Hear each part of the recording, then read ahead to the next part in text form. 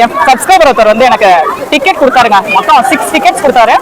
சரி, மீறி 4 டிக்கெட் எனக்கு வரதா இன்ட்ரெஸ்டே இல்லை. ஆனா என் பசங்களுக்கு எப்படியோ தெரிஞ்சுட்டு ஒரே தொல்லை, போகணும்னு நான் சொன்னேன். ஒர்க்கிங் டேவா போலாம், ஹாலிடேஸ்ல வேணாம் அப்படின்னு.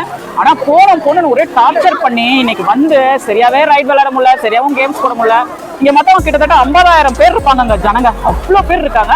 ஸோ மார்னிங் 11 o'clockல இருந்து 6 o'clock வரைக்கும் இந்த எம்ஜிஎம்ல நம்ம செலிப்ரேஷன் பண்ணலாங்க. எல்லா வசதி வாய்ப்புகளும் இருக்கு. லஞ்ச்ல இருந்து சாப்பாடு கிப்பாடு எல்லாமே பர் பர்சனுக்கு 1180. குழந்தைங்களா இருந்தா எவ்வளோ 875. அது மட்டும் நிறைய செலவாச்சு. ஸோ எனிவேஸ் இந்த சம்மர்ல வந்து நம்ம ஃபால்ஸ் எங்கேயும் போன சம்மர்ல ஒகேனக்கல் ஃபால்ஸ் போனோம்.